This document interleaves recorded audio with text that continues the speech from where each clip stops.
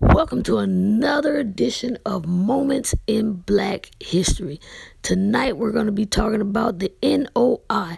That's the Nation of Idiots. I mean, the Nation of Islam. Any fool following them, they got to be an idiot, because the whole thing is based upon a lie. You'll see how this white man starts a religion and says he's God in the flesh. And he got a whole bunch of black people saying they hate white people. But the whole thing was started by a non-black person. And then they get their funding from a man that also funded the KKK. You see how big of a scam this is? They're nothing but liars, and anything that follow them gotta be stupid. Let's go. A young man named Wallace Dodd Ford, born on February 25, 1893, arrived in America from New Zealand at the age of 20 years old. Among his many aliases, he would be mostly known as Master Wallace Farad Muhammad. On November 17, 1918, now at 26 years of age, Farad was working at a restaurant at 803 West 3rd Street when a gentleman named P.W. Gillibrand came in, ordered a meal, ate it, and then refused to pay for it. Farad lost his temper and pistol whipped Gillibrand into a bloody mess, knocking Gillibrand to the floor as he cowered and pleaded for mercy. The attack was so savage, Farad had to be restrained by patrons. If you ever come back in here, I swear to God, who claimed he was the supreme ruler of the universe, despite a history of criminal activity and an extensive arrest record, and one successor who claimed he was the messenger of God. It's the incredible science fiction-like story about the continuation of the spread of Islam with an all-new twist from Wallace D. Farad, a man with many aliases whose strange teachings spoke of an angry black scientist who attempted to blow up Mother Earth, and another dissatisfied scientist who would create a race of devils who would be given 6,000 years to control the world. The news he dropped on Elijah was about a Nation of Islam follower who went berserk and stabbed a man to death on a makeshift altar in his home. The man who committed the murder, his name was Robert Harris. His Muslim name was Robert Kareem.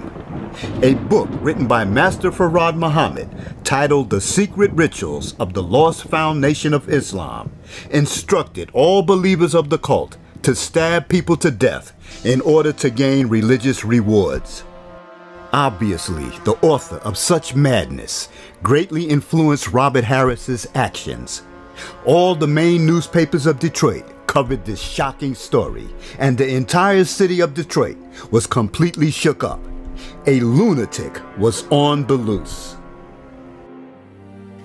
Farad, while in police custody, was questioned left and right about his brand of the practices of Islam, trying his best to evade any questions that might land him in jail.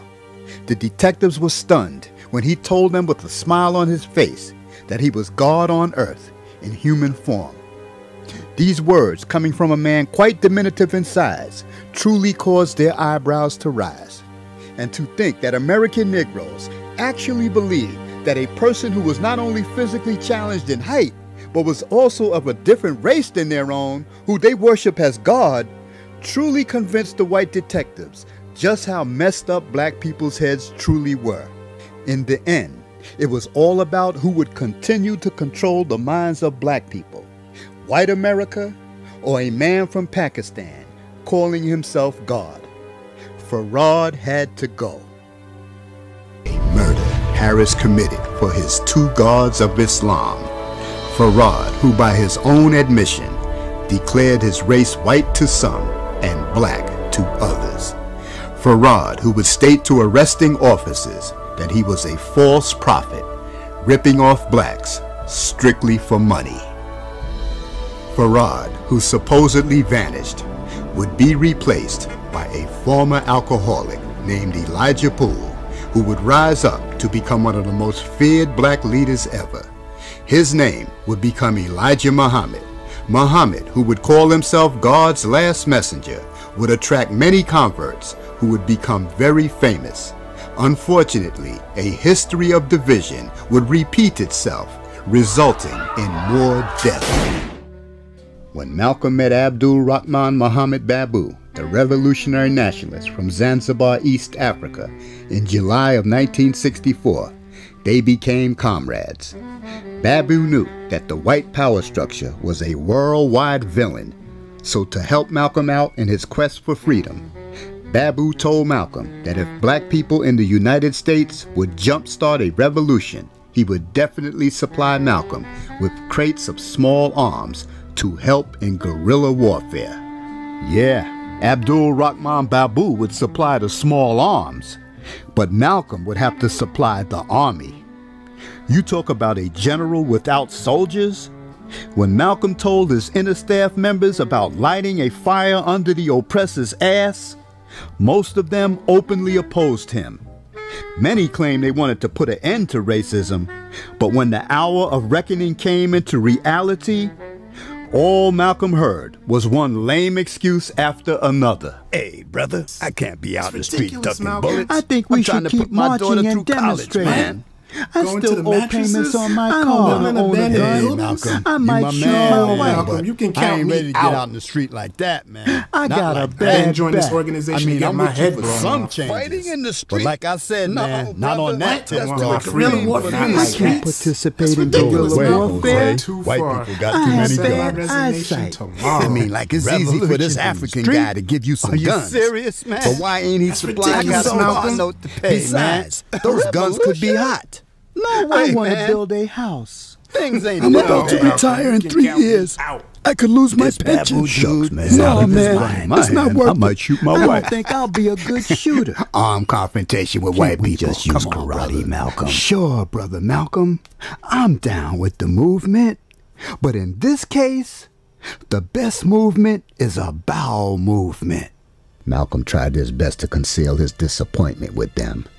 But when he shifted his torso from a direct frontal position to a slightly awkward 45-degree angle away from them, anyone who knew Malcolm's body language knew that disappointment was only an additional word to describe the loneliness he was feeling. And when Malcolm started rearranging his office supplies on his desk, it was a sure signal that he wanted to terminate the proceedings like all authoritarians do when they want a meeting to conclude. Who really understood the precarious position black folks were in other than Malcolm? Meanwhile, black men, women, and children are being beaten into submission and murdered in the streets all across the 51 states of America and abroad, while everyone on the planet watches at home on their television sets, all afraid to step forward and speak out. Elijah Muhammad continues to tell black America to be patient. His God named Master Farad is trying to work himself up into anger so that he can throw a devastating punch to evil white America. Be cool, black America. God is feigning defeat. He's on the ropes, doing the rope-a-dope, and the enemy is soon going to punch himself out. Fruit of Islam, just keep posturing, keep posing, keep looking stern and militant. Keep it up. We'll scare them. They'll leave us alone. Keep on prancing. Do the rope-a-dope, Farad. Yeah, we're gonna knock white America out. Malcolm's out of his mind talking that revolution talk. Yeah, we're gonna do it our way. We're gonna let God get him. Yeah, we're gonna put an end to police brutality. Yeah, racism, discrimination, bad housing, bad food, no jobs. God gonna stop all this. They just split your mother's head open. Write that down. God gonna take care of it. A Klansman just hung your grandpappy. Write that down, brother. Farad gonna stop all this shit in midair. A cop just shot your son in the back. You can't get a gig at Macy's and Bamberger's. Corvettes won't hire you. God's on the ropes, brother. Don't worry about it. He's doing the rope-a-dope. Yeah, God looks like he's finished. Don't worry. He's getting ready to hit him with every punch in the book.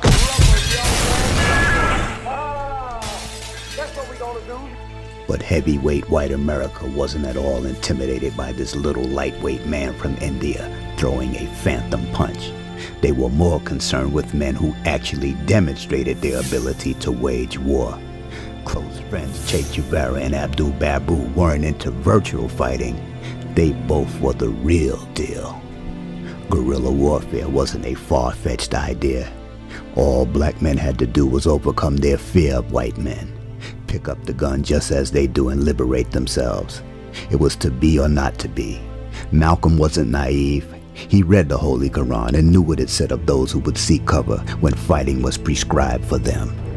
To keep his ministers and staff under his control, Elijah Muhammad would stuff everyone's pockets with cash to keep everyone loyal to him. This was the same money being supplied by white billionaire H.L. Hunt. Now Elijah had people with him that would do anything to keep that cash coming their way. Everyone now had a vested interest in eliminating anyone messing with their money. For many, this handout was the only source of income that they had ever had. H.L. Hunt isn't such a bad blue-eyed devil after all, Elijah had to conclude.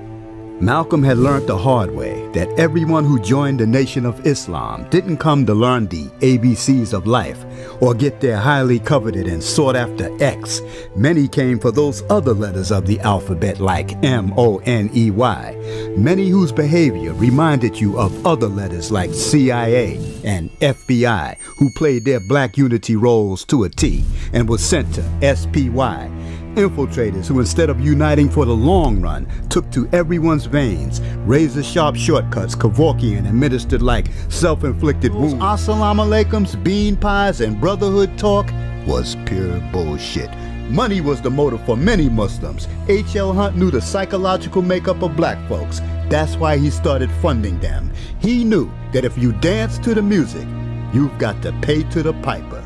Back at the house, Malcolm's head was spinning.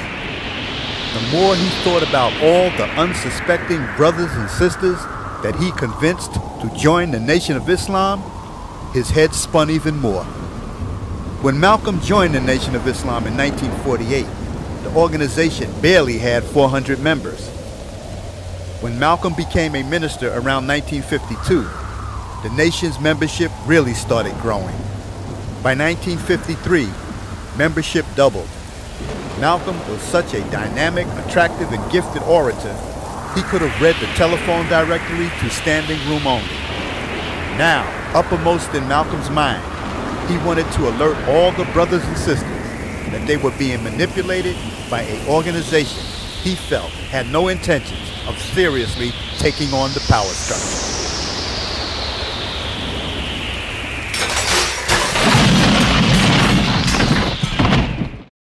June 2nd, 1964, Malcolm composed a short but powerful letter that broke down just how cowardly Elijah Muhammad was in the face of the enemy.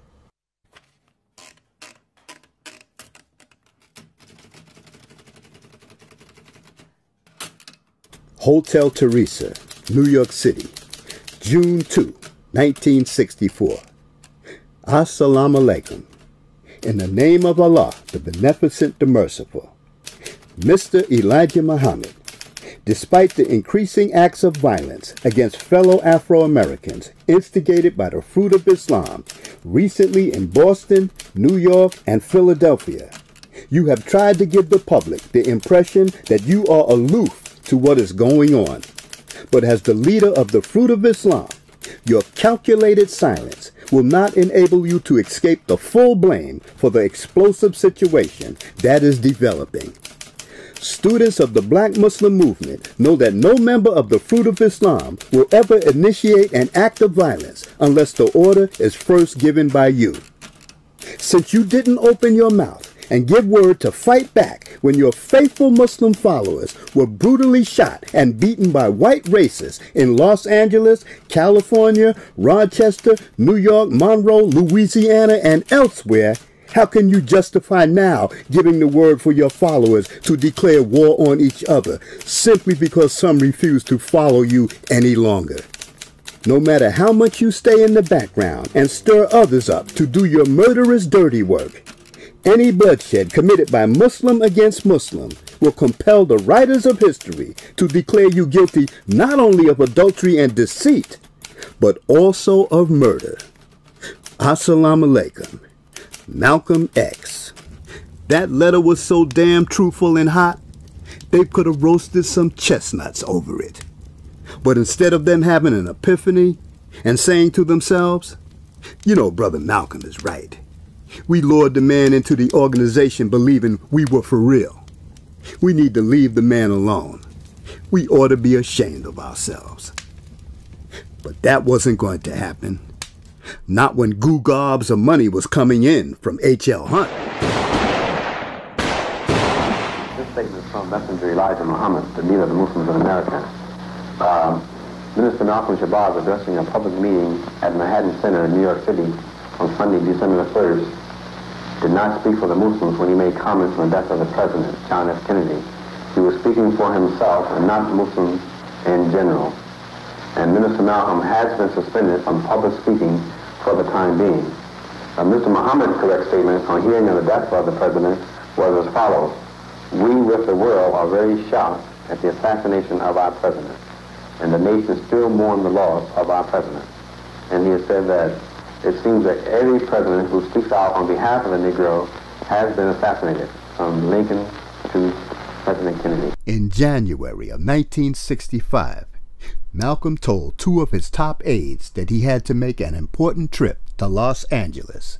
He had to get some important information from two of the girls that Elijah had knocked up. Using the fictitious name of David in an attempt to keep a low profile, Malcolm boarded a plane from New York and flew to Los Angeles. Malcolm's cousin, Hakeem A. Jamal, who wrote the book From a Dead Level, Malcolm X and Me, was waiting inside the airport terminal with an old friend of Malcolm named Edward Bradley. While Jamal and Bradley were waiting for Malcolm to arrive, they noticed a well-dressed black man sitting in the lounge, who Jamal thought he saw somewhere before. Jamal said to Bradley, "Wow, that guy looks like a black Muslim." Jamal couldn't stop staring at this well-dressed black man he thought was a black Muslim. But when the man got up and walked over to a cigarette machine and purchased a pack of menthol cigarettes and lit one up, Jamal dismissed the whole thought. Jamal's dismissal didn't last long, because in less than a nanosecond, his eyes were back on the well-dressed man toting on that stogie. Jamal's eyes followed the man like an eagle protecting its nest. It was the cigarette that the man kept puffing on that was challenging his initial thought. Muslims don't smoke, so how in the world could this man be a black Muslim? And then suddenly, Jamal realized that he indeed was correct. The well-dressed stranger that he couldn't make his mind up about was the National Secretary of the Nation of Islam, John Ali. And then, as if they came out of the woodwork, several black Muslims suddenly appeared, and the airport was crawling with them. It was obvious they were not there to hug and kiss Malcolm. They were there to kill him. Either someone in Malcolm's camp betrayed him, or law enforcement alerted the black Muslims about Malcolm's trip to Los Angeles. Realizing the immediate danger Malcolm was in, and that his plane would arrive at any minute, Jamal quickly alerted airport security, and the plane that Malcolm was on was diverted to a different terminal. Malcolm describes the incident in his own words. The black Muslim movement tried to kill me in Los Angeles airport while I was in the company of the Los Angeles police. The Los Angeles police stopped the TWA Airlines from taking off. They slipped me into a private room onto the plane through the basement because of the presence of these persons in the airport who were completely heedless of the presence of the police. Now, this airliner was held up an hour and a half. Every passenger aboard it was taken off. His luggage was searched. I was kept on the plane. My luggage was searched. And then the TWA Airlines security agent flew to Chicago from Los Angeles with me. I was met at the airport in Chicago by the Assistant Attorney General of the state of Illinois and at least 20 different detectives. I was held in their custody for 24 hours. I appeared on the Cup Sonnet show. When I came out of the studio, officials of the black Muslim movement in Chicago even tried to attack the police to get at me. Police department from coast to coast in this country have the black Muslim movement well infiltrated. just as they have any other group well infiltrated. They are well aware of these plots and discussions that take place. Malcolm couldn't have had a worse enemy against him more than John Ali. This was a cold-blooded nigga who would brave the very fires of hell to get what he wanted. This was the one man Elijah was scared of. Ali's fixed, unemotional, and uninteresting-looking face did, however, emote his soulless spirit and cunning gaze, supported by his lowered shoulders, reminiscent of a rat poised to strike. On February 14, 1965, the bodyguard of Muhammad Ali, Clarence X. Gill, is appointed to take charge of the war against Malcolm X because of the lack of action to punish Malcolm by members of New York's Mosque No. 7. Clarence Gill is from the Boston Mosque. He is also a captain under Louis X. Arriving at Mosque No. 25 in Newark, New Jersey, on February 21, 1965, are the two Bostonians, Clarence X. Gill and Louis X. They are both greeted by Lieutenant Linwood X. The assassination team decide that one of them will carry a special item hidden away in a body wrap with a zippered pocket in case there is a body search by Malcolm's security team. That special item is very important to the success or failure of the mission. Is it a single key to a locker if the weapons are stored in the Autobahn in advance? Could it be airline tickets to a place out of the country? Talmadge Hayer would be chosen to wear the body wrap. Early before noon on February 21, 1965, Linwood X and his team of assassins would leave Mosque No. 25 in Newark, New Jersey, go over the George Washington Bridge, and head straight to the Autobahn Ballroom. While driving, all they could talk about is how they were going to take Malcolm X off the planet. They let the car windows down while smoking some very powerful hashish that will help alter their state of mind and help prepare them for a most horrific act they were about to perform. Before Malcolm's assassination, Louis X wrote in Muhammad Speaks, "The die is set, and Malcolm shall not escape," especially after such evil, foolish talk about his benefactor, Elijah Muhammad, in trying to rob him of the divine glory which Allah had bestowed upon him. Such a man is worthy of death, and it would have been so were it not for Muhammad's confidence that God would give him the victory over the enemies. Aside from the horrible statement of Malcolm being worthy of death, it's also very chilling that Louis X's predictive words, "The die is set, and Malcolm shall not escape," clearly suggests that Louis X had foreknowledge of Malcolm's fate and knew of the rehearsals in the ballroom for Malcolm's murder long before the event took place. He shall not escape.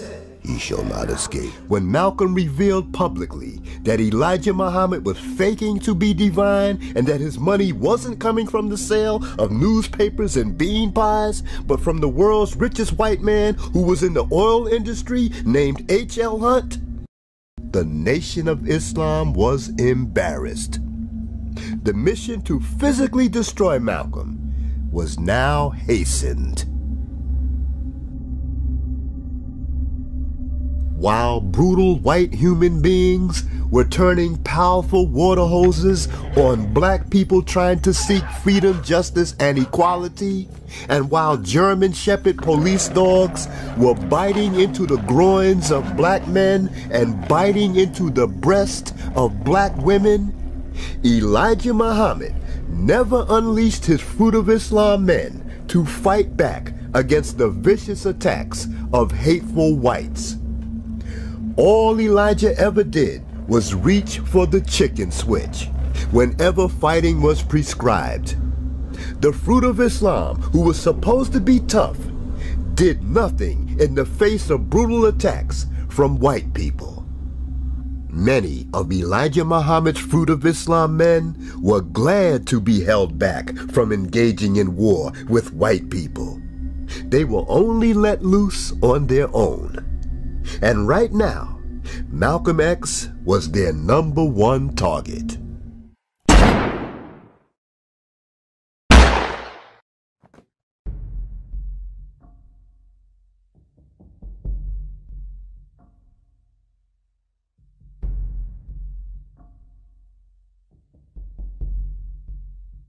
After the murder, Linwood X immediately calls Newark, New Jersey's Mosque number 25 and Mosque number 7 and informs that the man called Malcolm X will trouble them no more. We shut that red nigger down, boy. You're gonna have to wait to see it on film. The National Secretary admitted, I think it was Wednesday or Thursday, one of these days last week, that they absolutely were going to kill me. You have to order me to kill you if you attack my father.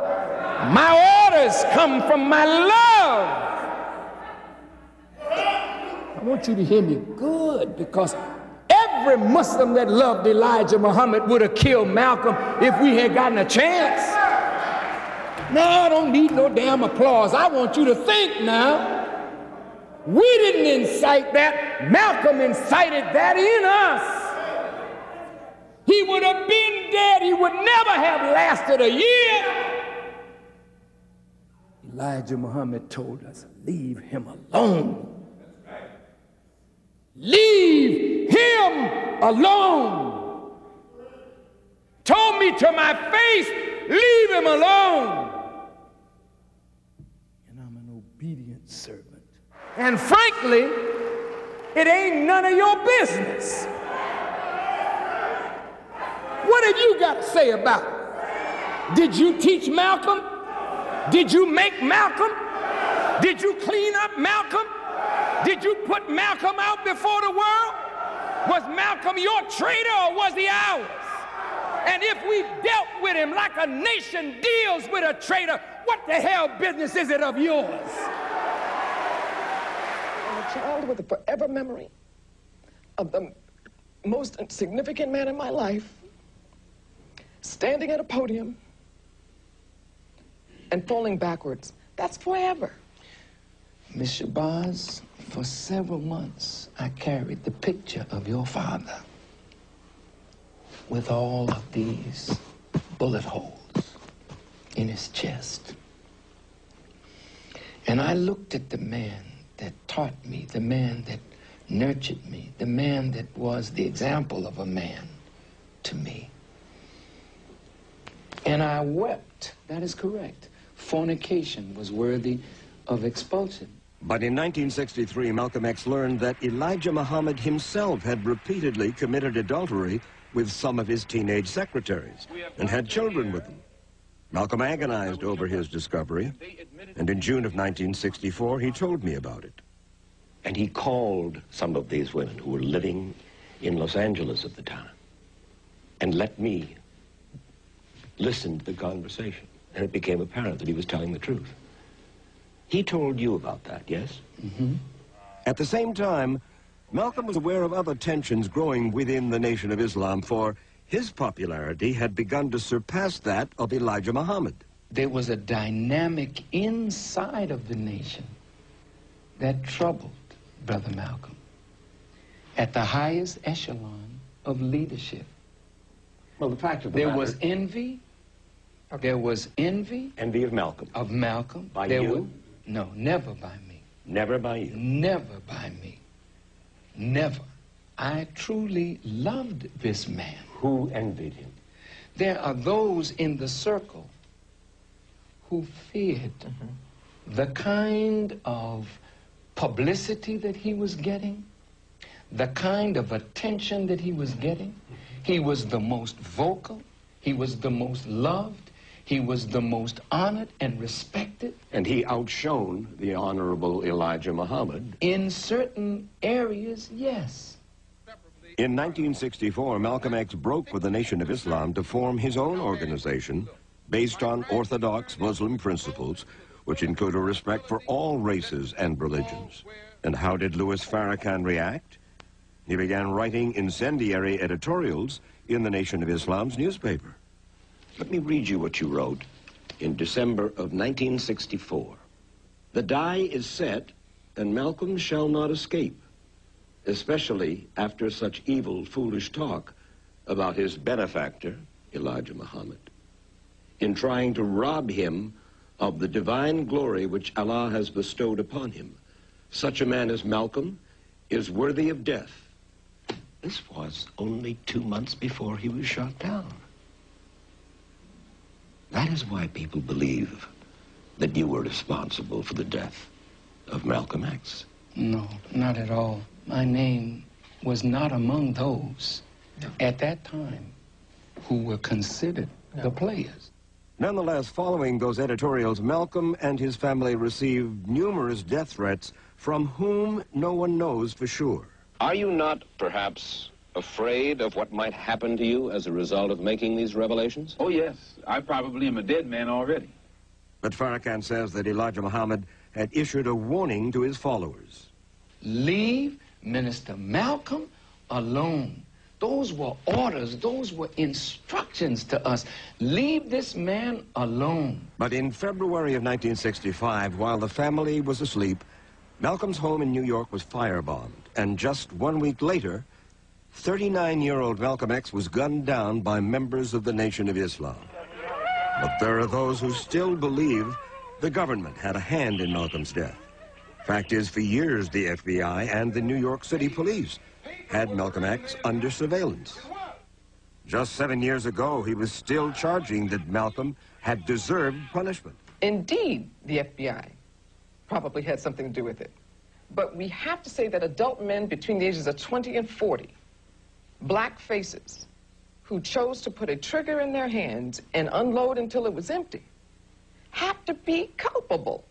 You can't keep pointing the finger because my father was not killed from a grassy knoll. And I have sisters who are spun out into this environment as tumbleweed, unhealed. We knew to stay silent because as a child, I thought it could happen to me. That if I spoke up or said something, they'd take my mother. They'd take one of us. I got to hear reports of the traitor deserved it, so it never could go away. Those reports didn't come from the government. Those reports did not come from the police.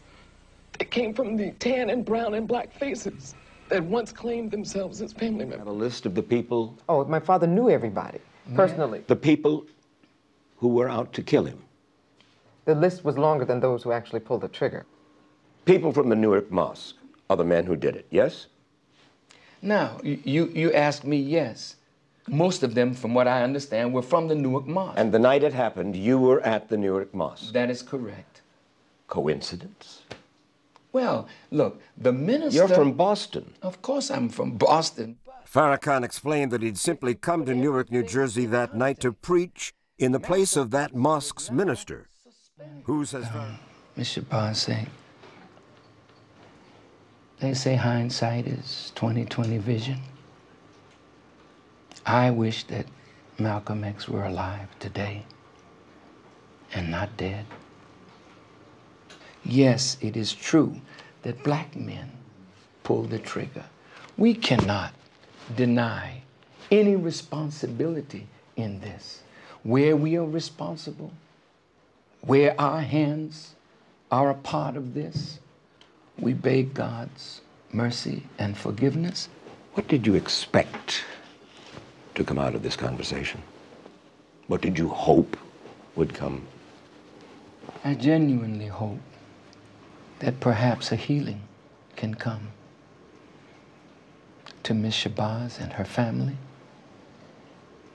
As I may have been complicit in words that I spoke leading up to February 21st, I acknowledge that and regret that any word that I have said caused the loss of life of a human being.